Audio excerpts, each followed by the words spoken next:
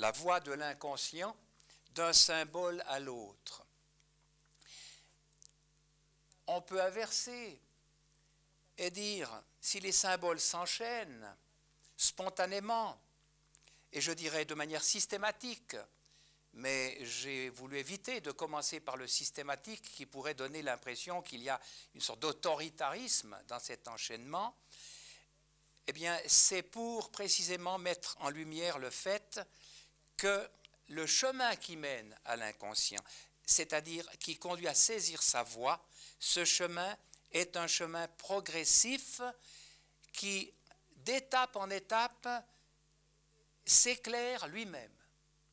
Du vous trouvez, on passe au on vous donne, il y a dissociation dans l'être, on est deux, et puis une fois qu'on est devenu deux, eh bien, il y a épousailles pour qu'on devienne un, mais cette fois-ci, de manière inverse, qu'on vive dans l'inconscient alors qu'avant il vivait, il étouffait en nous. Car l'inconscient est présenté par toute la tradition initiatique, y compris donc le Jésus tout autre qui nous intéresse, celui de Qumran, des Esséniens, de la mer morte.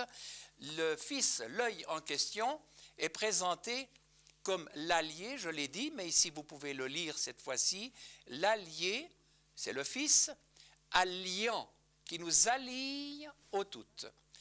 Il est pour cette alliance, pour nous amener à prendre contact, à nous ressourcer au tout, il est le Fils époux, et je l'ai dit, les épousailles ont lieu là, elles sont d'ailleurs pressenties et très clairement notées, disons, indiquées ici. Il faut reconnaître qu'il est, si on veut parler ainsi, littéralement émouvant de découvrir ce que ces hommes ont réalisé pour distinguer une tête de fille d'une tête de garçon, pour, par l'attention portée, elle regarde encore en bas, celle-là, c'est l'apprenti qui en est là, alors qu'ici, elle a levé son regard à l'horizontale et elle se presse contre celui avec lequel elle doit faire un pour vivre en lui. Donc, ce qu'ils ont réussi à faire pour transmettre le message. Il vaut donc la peine qu'on y consacre quelque temps, c'est-à-dire qu'on se mette à ouvrir les yeux, à observer. Concernant ces épousailles, je répéterai, pour que vous soyez pleinement au clair sur la question, que vous ne pensiez pas qu'il y a là une interprétation, comme le fameux journaliste dont je vous parlais, qui voyait dans le bras de l'ange, montrant soi-disant un triangle et un œil, eh bien, qui voyait une interprétation, alors que c'est un fait, n'est-ce pas? Les autres églises le confirment. Eh bien, je vous remontre ici le tableau des épousailles de l'église de Arlesheim, dans le canton de Bâle, où vous avez la découverte par l'épouse du garçon, de l'époux. Elle a suivi ce chemin et elle découvre tout à coup ici qu'elle trouve quand elle cherche, c'est-à-dire qu'elles sont deux, ils sont deux en elle et lui, le psychisme jaune et lui l'œil. Et alors la voilà qui se voile et l'époux qui arrive, le garçon qui arrive, elle va l'épouser évidemment puisqu'elle se voile, n'est-ce pas? Autre exemple de représentation des épousailles, peut-être le plus marquant de tous, c'est celui de l'église donc de Reckingen, où vous avez les trois filles très reconnaissables, je l'ai indiqué tout à l'heure, qui changent d'aspect, cheveux rouges, cheveux noirs, cheveux bruns, et ici qui se pressent en haut, arrivées justement à la découverte de l'époux, à la rencontre proprement dite de l'époux, qui se presse contre lui sous un anneau nuptial, pour donner le jour à la créativité, c'est-à-dire à la vie jaillissante, à la source bouillonnante. Vivre dans le Fils, c'est être vivant créateur, comme l'inconscient l'est au fond de nos personnes. Je reviens à notre portail nord de l'église de Saint-Nicolas, plus exactement l'église Saint-Nicolas qui est la cathédrale de Fribourg. C'était auparavant une collégiale. Et voici ce qu'en dit le commentateur dont je vous ai parlé, l'auteur de l'ouvrage « Les monuments d'art et d'histoire du canton de Fribourg ». Tout à l'heure, je lisais sous sa plume un commentaire, disons, ce qu'on observait dans la basilique, qui est à quelques centaines de mètres de la cathédrale, au-dessus de la chaire. Et il se contentait de dire les tables de la loi. Il n'a pas mentionné qu'elles sont à 3 et 7 commandements. Il parlait donc d'une croix alors que ce n'en était pas une, et il parlait d'un serpent alors que ce n'en était pas un, qu'il y avait beaucoup plus dans ce serpent que ce qu'il laissait entendre. Le voici qui, dans son ouvrage, à la page 87, décrit ce portail, sculpté en 1765 par Dominique Martinetti. L'élément principal est une conque, vous voyez, une coquille. C'est généralement l'image à laquelle il recouvre pour marquer, au fond, la naissance, la provenance, la création. L'élément principal est une conque bordée de feuilles d'acanthe stylisées, au sommet de laquelle se trouve, attention, le triangle symbolisant la Trinité,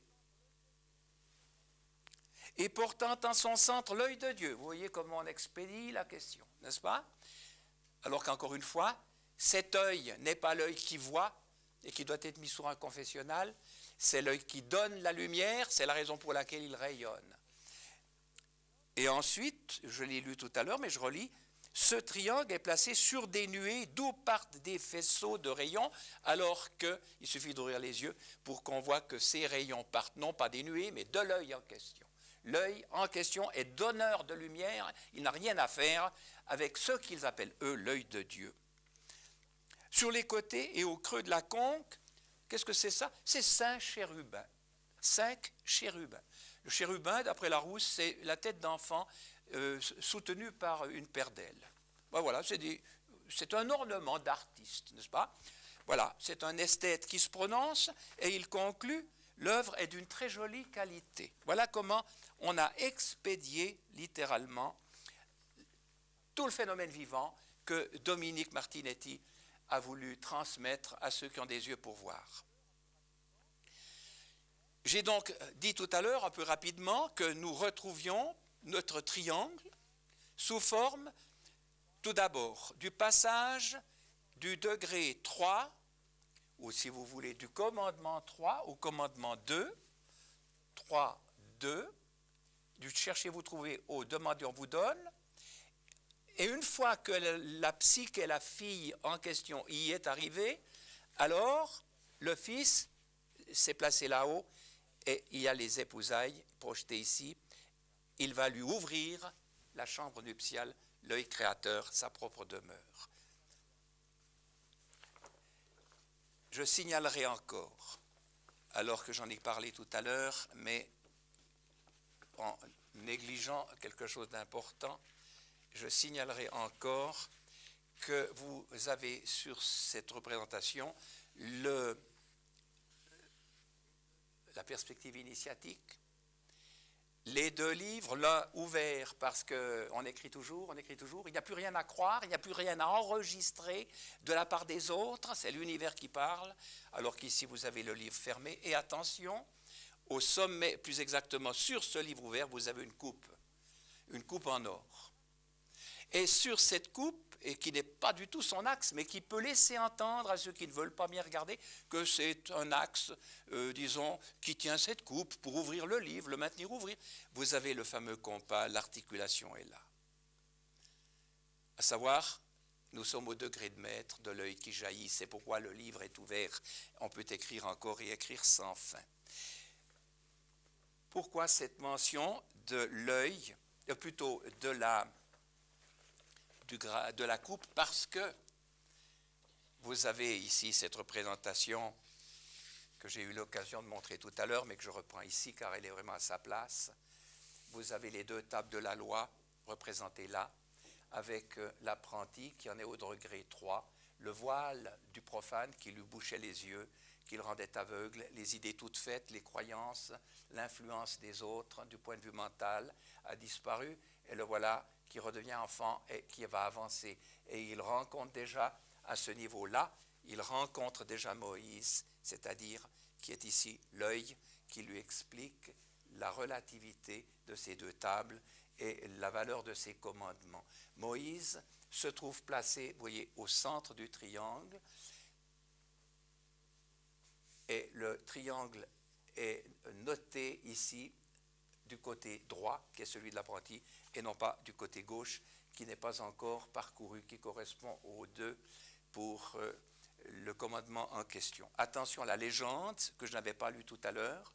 On lit ceci dans l'ouvrage en question, sur les Cathares, donc, je répète, ouvrage intitulé « Le soleil des Cathares » de Michel Bertrand, aux éditions Atlas à Paris.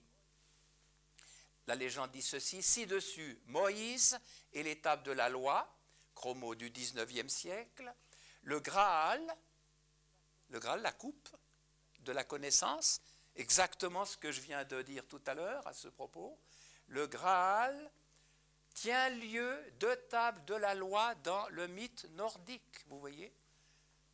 En d'autres termes, ici, le Graal, la connaissance donnée, l'éthique à suivre pour voir clair, est représentée par cette coupe qui est le Graal. Il semble que le rapprochement peut être fait, même tout à fait autorisé. Nous revenons à la cathédrale de Fribourg, maintenant que nous avons examiné son portail nord. Ce portail nord est donc à l'extérieur, et en l'année 1632, on a construit une première sacristie qui est du côté sud. La voici. Je vous le signale, c'est la sacristie, la seconde sacristie qui nous intéresse, qui va nous intéresser, nous retenir même tout à l'heure.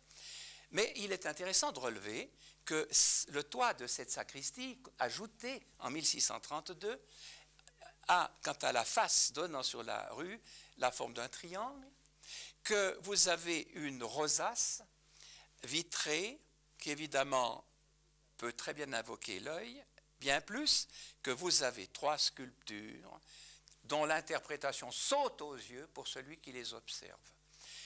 Aux 3 endroits du triangle, vous avez des fruits. Donc il y a un jaillissement, c'est le vous trouvez. Ici, c'est le on vous donne, il y a un jaillissement. Et ici, c'est le on vous ouvre avec le jaillissement qui vient de la lumière. L'individu en question est ailé. J'ai demandé qu'on me le tire en noir et blanc sur la base d'une autre prise de vue parce qu'elle est un peu floue. Vous voyez, c'est un ange d'apparence et qui joint les mains et qui a un sourire réellement béat, c'est-à-dire de pleine satisfaction.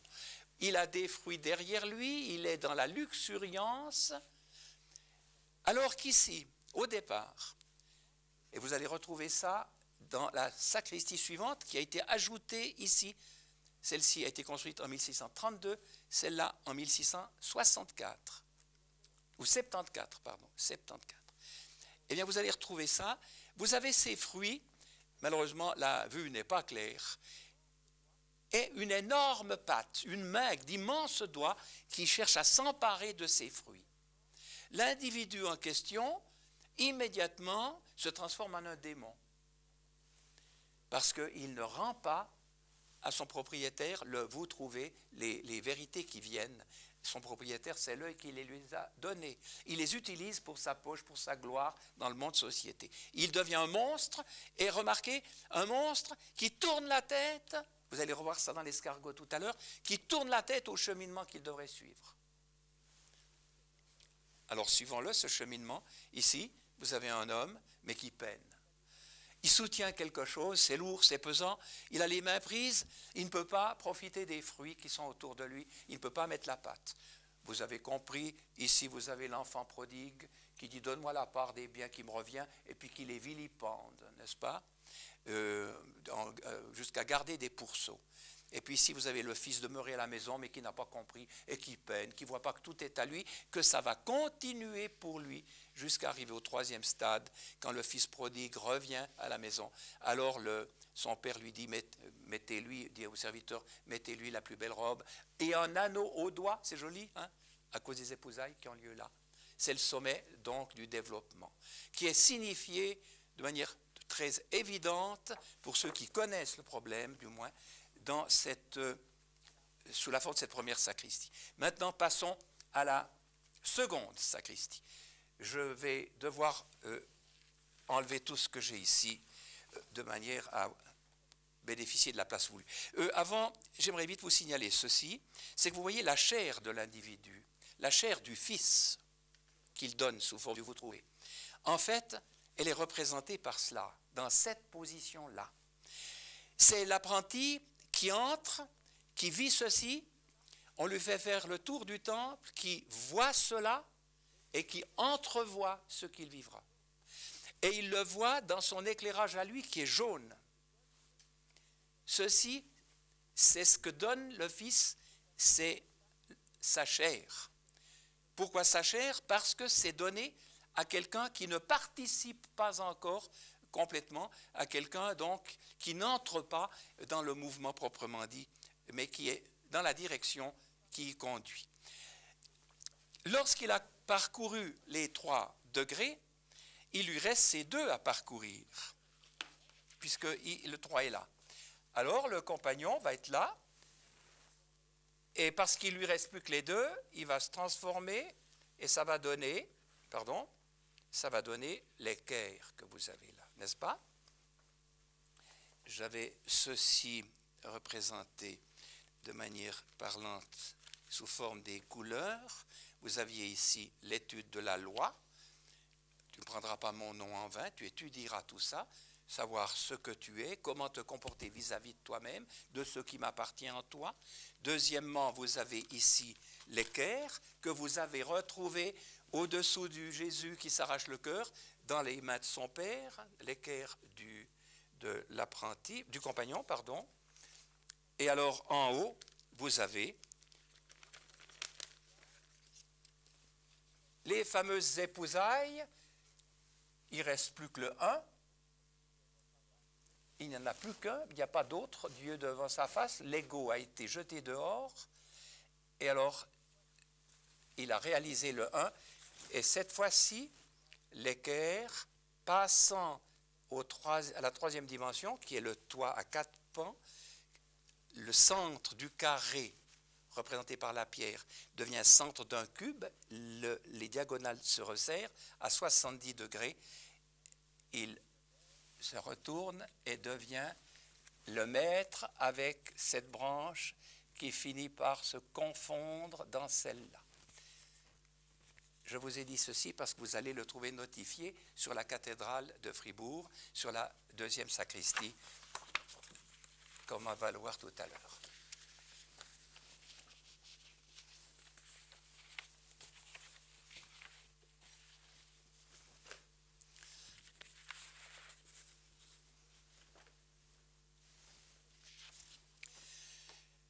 Cette 2e sacristie vous offre, donc de 1674, vous offre cette vision des choses.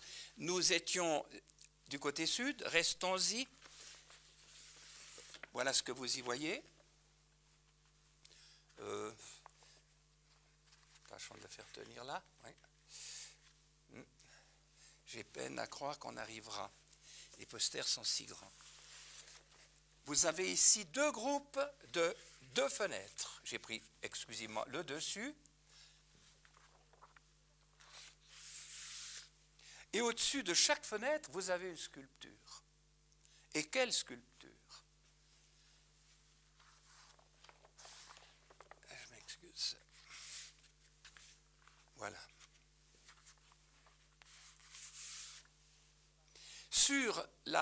Elle fait angle sur la face est, à l'orient, 2 autres fenêtres surmontées de 2 autres sculptures. Ça vous donne ceci. L'angle est là. Vous passez sur l'autre face qui était ensoleillée. Là, Kodak m'a tiré ça un peu jaune. Mais enfin, on voit tout de même pas mal, disons, les détails. Et puis attention, je n'ai pas de place ici, mais on va tout de même le mettre. Je le mettrai dessus. Et ici même, un 4e groupe de fenêtres qui vous représente ceci.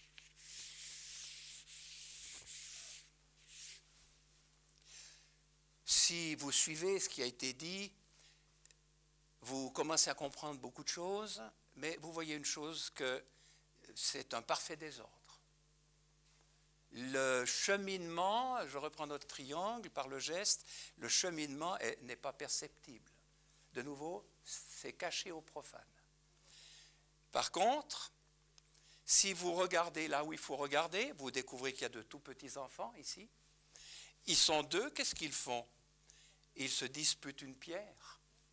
Plus exactement, celui-ci cherche à s'emparer d'une pierre, alors que celui-là lui dit, attention, attention, elle n'est pas à toi. Vous trouvez là cette possibilité, l'œil qui est en toi n'est pas à toi. Et celui-ci l'écoute. Et voici le déroulement de leur existence, de la loi, qui se découvre à chaque étape sous forme de l'observation des faits, de la connaissance proprement dite. C'est plus que deux tables maintenant, c'est le tout qui se découvre à nous. Mais là, il est bien spécifié que c'est plus que toi qui trouves. C'est un on qui te donne, c'est un on qui pourrait t'ouvrir. Attention, ne le profane pas, ne prends pas son nom en vain. Troisième commandement, vous voyez. Alors, qu'est-ce que vous avez à droite ici? C'est de toute beauté, vous allez le vérifier. À droite ici, vous avez l'inconscient de ces gosses. C'est le centre de la pierre, de leur personne. C'est l'œil intérieur qui communique avec eux. Et il vous dira, le Jésus historique, qu'il s'agit de votre image produite avant vous. Et c'est pourquoi il est plus âgé que les enfants. Et c'est pourquoi il peut leur dire quelque chose. Eux-mêmes ne savent pas encore lire, selon le mot de la tradition maçonnique. Mais celui-ci écoute. Celui-ci est éliminé. Celui-ci a écouté. Et c'est maintenant le développement de celui-là que vous allez suivre. Donc, de ce stade, vous passez à quelle sculpture? Ici, il est déjà très âgé. Là, encore plus. Vous passez ici, n'est-ce pas? Alors je vais enlever cela, et vous avez votre triangle qui commence à se dessiner, vous voyez. Voilà. Je vais même le représenter de manière concrète, sous cette forme. Oh, il n'y a pas besoin, je n'ai pas de place après tout. Restons-en à cela. Notre triangle se dessine avec cette seule différence que cette sculpture où l'homme représenté est le plus âgé, ne va pas en haut, comme il y en a 4. Ce qui va en haut, regardez ce que c'est beau. C'est évidemment ceci, c'est l'intermédiaire, n'est-ce pas? Oh, attendez. Voilà. Et qu'est-ce que vous observez? Alors, reprenons notre cheminement.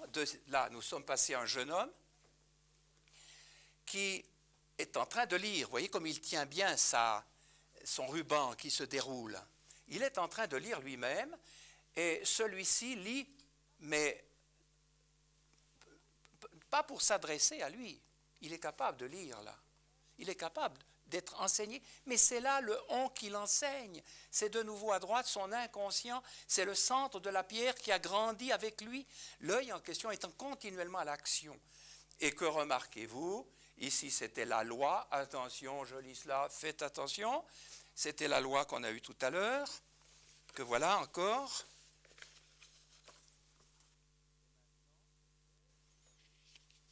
Et maintenant, vous avez l'équerre, elle est là, tenez. Vous voyez, dans l'autre tableau de l'église du Haut-Valais de Reckingen, c'était Joseph qui la tenait. Jésus ne pouvait pas tout tenir à la fois, le lys de la pureté et puis s'arracher le cœur. Et alors son père tenait ceci, comme ici l'inconscient le tient. Son père Joseph, qui représentait ce qu'on a notifié là.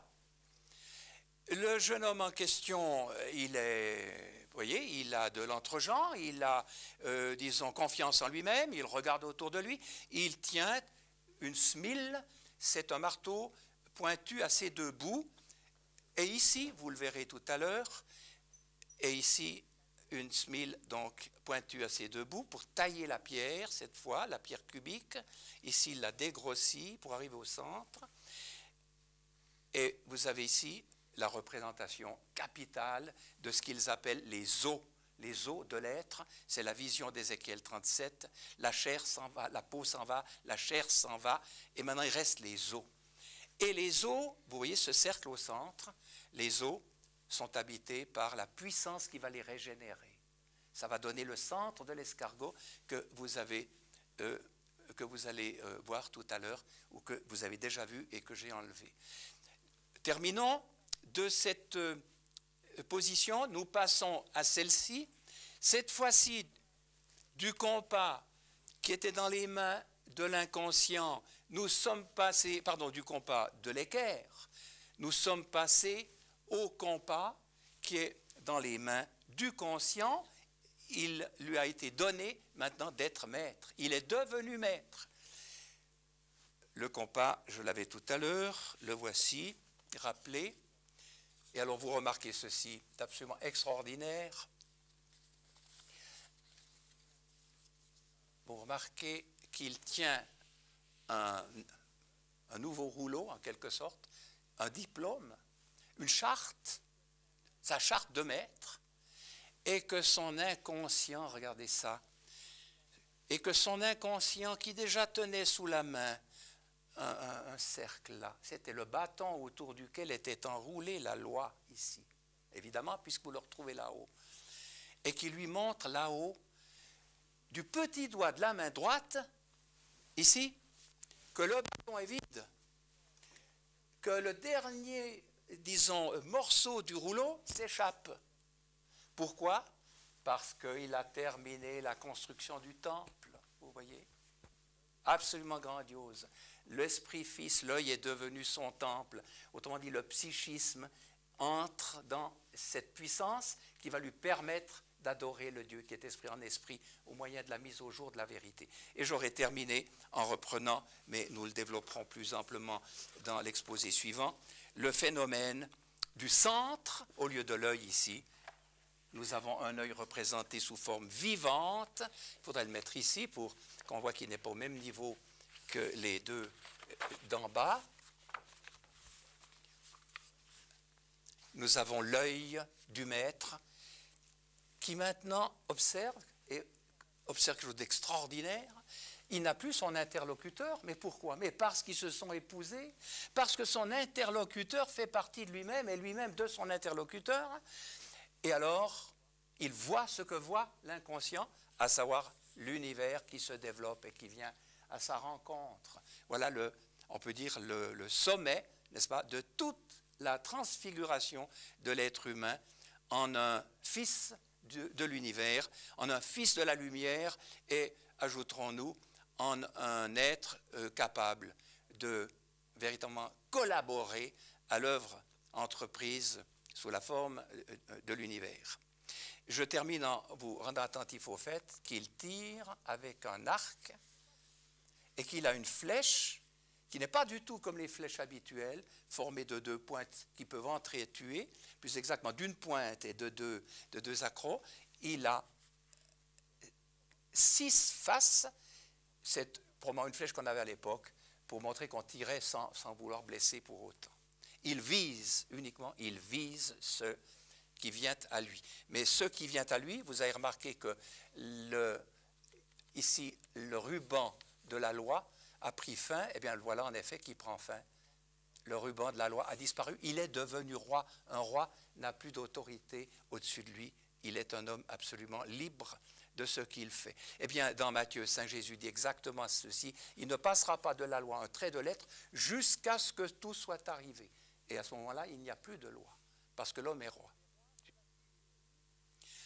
L'homme est roi, cela signifie que l'homme qui est, en raison du centre de sa pierre qu'il habite, qui est fils de Dieu en puissance, puisque ce centre, l'esprit en question, est justement émané de Dieu, eh bien l'homme est devenu roi à son tour en s'alliant à la puissance éclairante qu'est l'esprit. Puissance éclairée en permanence par l'univers qui lui parle. Vous aurez remarqué, entre autres éléments intéressants, que l'escargot, au fond, a double signification. Parce que sa position du point de vue coquille, disons, inviterait la bête, l'animal, à prendre l'autre direction. Pour qu'il prenne cette direction, il faudrait que la coquille s'arrête à peu près ici, et en principe, disons, en principe, qu'elle tourne dans l'autre sens. Vous avez une double signification, c'est la fameuse involution qu'il s'agit de réaliser, je vais vous en parler tout à l'heure, en vue de retourner au centre fils et dans le sens évidemment de suivre son évolution. Je vais maintenant retirer du tableau ces 4 photos sous forme de photocopie plus restreinte pour pouvoir vraiment traiter de la question. J'ajouterai peut-être tout de même avant d'enlever tout ceci parce que c'est extrêmement clair. Vous voyez ici le temple construit, achevé, c'est le temple fils qui est achevé. J'ajouterai que le fils à ce niveau-là, maintenant qu'il n'a plus rien à enseigner à celui-là, ne fait plus qu'un avec lui. Ils ne sont plus 2, mais ils sont devenus 1. Il n'y a plus de dialogue, il y a la spontanéité de l'expression dans un être qui est à la fois psyché humaine et esprit divin. D'où la notion de temple. Ici, chose extrêmement importante pour les francs-maçons, c'est de retrouver ici le fameux compas qui, disons, est si malmené dans ce qu'on pourrait appeler la tradition maçonnique. Pourquoi? Parce qu'ils n'ont pas compris la plupart du temps ce que vient signifier le compas. Vous avez au départ les 2 tables de la loi qui occupent cette position. Il y a le plan d'en bas et la montée vers le haut. Ces 2 tables deviennent, par leur position respective, l'équerre. L'équerre aura par conséquent les 2 bras de la même longueur que les tables. Sinon, le symbole ne parle plus. Il n'y a plus l'enchaînement voulu. Et maintenant que les 2 ont la même longueur que les tables, il en va naturellement de même du compas.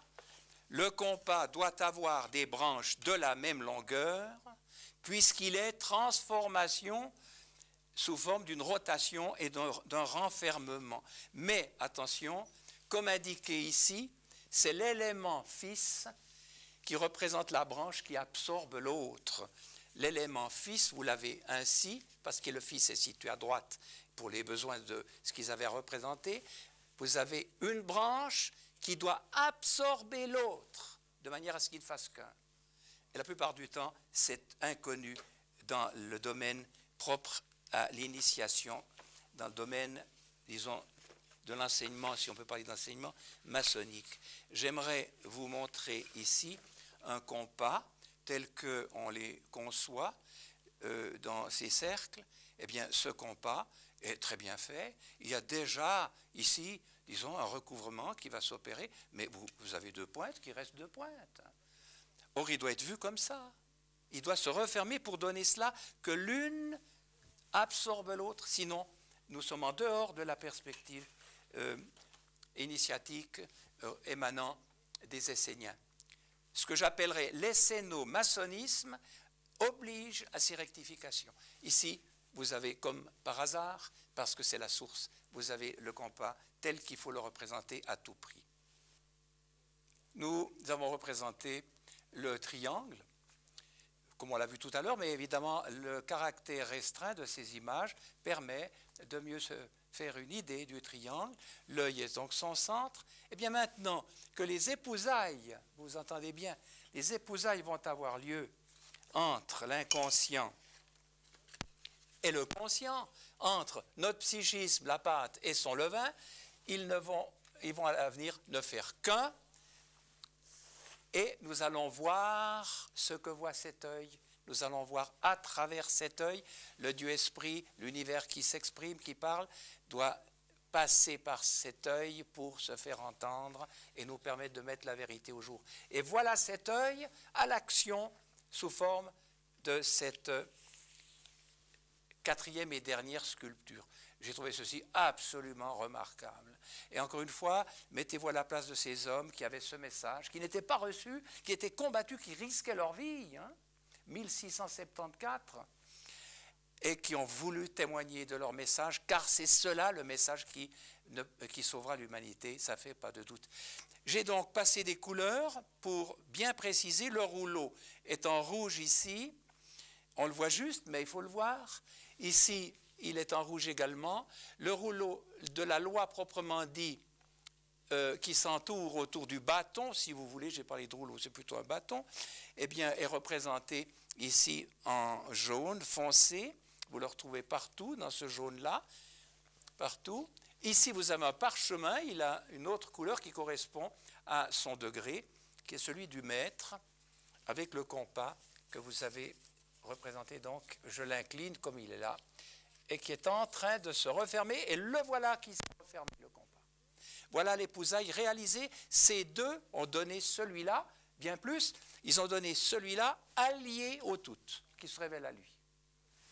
On ne peut pas, je pense, s'exprimer de manière plus magistrale que ce qu'ils ont fait là. J'ai entouré ici d'un cercle rouge les deux éléments qui visent en quelque sorte, ici les antennes, les yeux de l'escargot, et puis ici la flèche de l'arc par lequel cherche le maître ici, transformé en, non pas capucin, vous avez tout de même ici un petit capuchon, mais en religieux au plein sens du terme, relié au tout, qui se dévide pour lui. La question capitale se pose dès lors, pourquoi l'escargot se déroule-t-il, sa coquille se déroule-t-elle à contresens? Vous avez là une manière de justifier ce que j'affirme, vous avez là une coquille et qui vous montre qu'elle tourne dans le sens des aiguilles de la montre. Voilà l'escargot de Bourgogne, vous avez la même image des aiguilles de la montre. Sur toute la surface du globe, les escargots se développent dans le sens des aiguilles de la montre, qu'il s'agisse d'hémisphère nord ou d'hémisphère sud, avec 3% d'exceptions. 3% d'exceptions qui sont des accidents. Voilà de nouveau une très belle coquille, vous voyez, aiguille de la montre. Elle est intéressante celle-ci parce que, au fond, c'est un déroulement qui serait plan s'il y avait justement, ici, vous voyez, l'intérieur qui nous présente un déroulement sous forme d'un cône. Et vous pressentez qu'il y a une relation entre cette idée-là de cône et l'idée que nous verrons dans le film prochain de la pyramide, le triangle qui devient pyramide, comme certaines églises l'ont comporté, j'ai eu l'occasion de le relever. Alors pourquoi se développe-t-il à contresens? Ne disons pas que c'est un accident dû au hasard. Voici l'escargot en question. Et voici ce qu'il devrait être.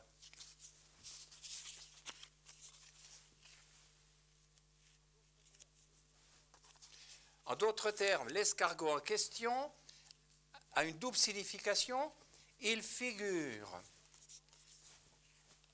le contresens et sa rectification, puisqu'il va dans ce sens-là.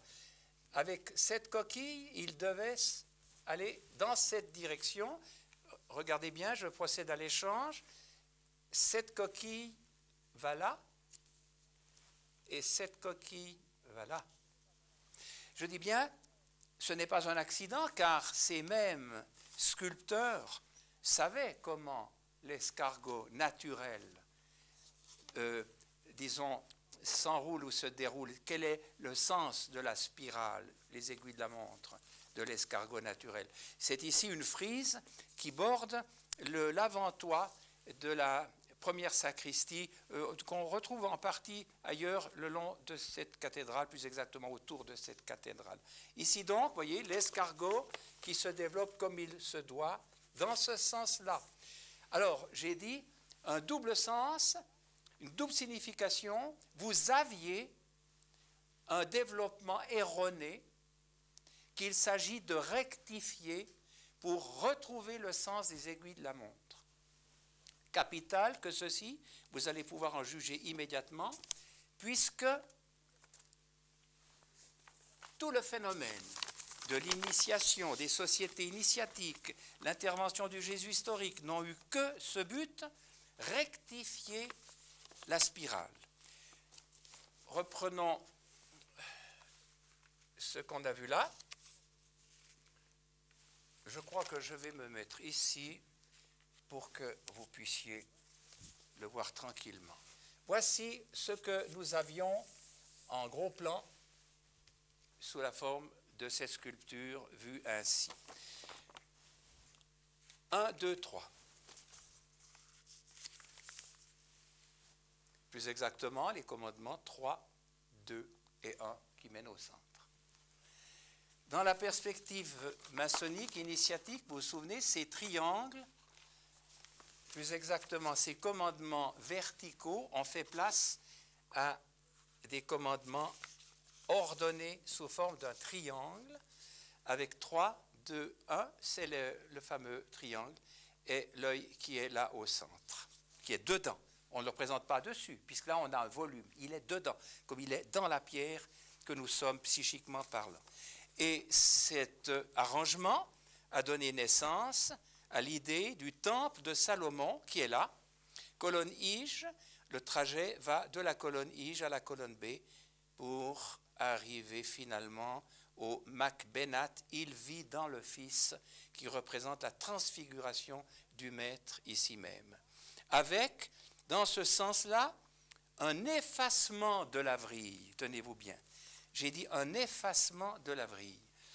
Le faux développement partit du centre, le centre fils, ce faux développement dû à la société, alors que l'enfant déjà donnait suite à la nature, allait, disons, spiraler dans le sens des aiguilles de la montre, eh bien le faux développement donné par la société a été celui-ci, le sens contraire des aiguilles de la montre.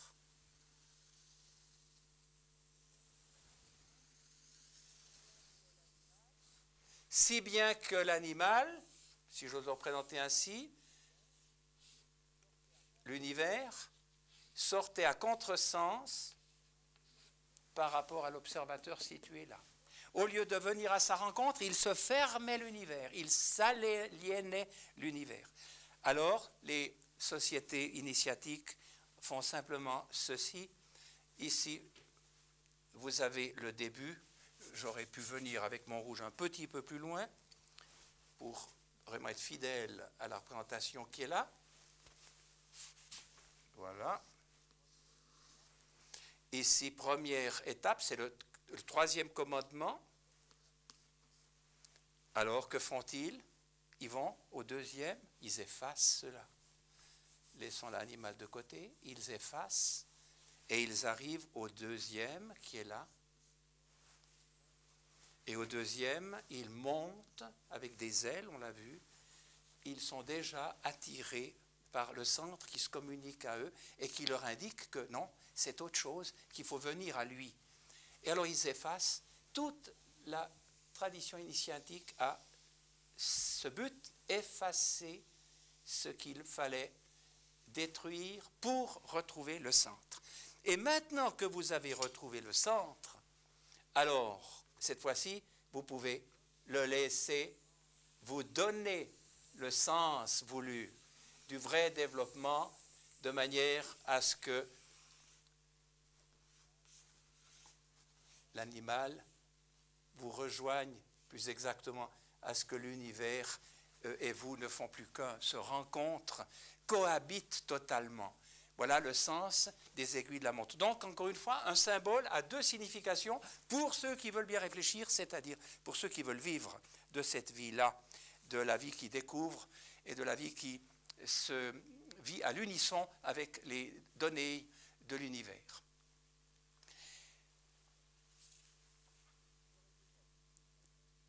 J'aurais aimé ajouter ceci à l'adresse, au fond, de tous ceux qui cherchent à trouver une meilleure manière d'exister. Lorsque, ça m'arrive encore ici, là, je préside un culte funèbre eh bien, je déclare que nous sommes ici également, non seulement pour entourer la famille et à la mémoire du défunt ou de la défunte, mais nous sommes ici également pour mieux vivre les jours qui nous restent à vivre.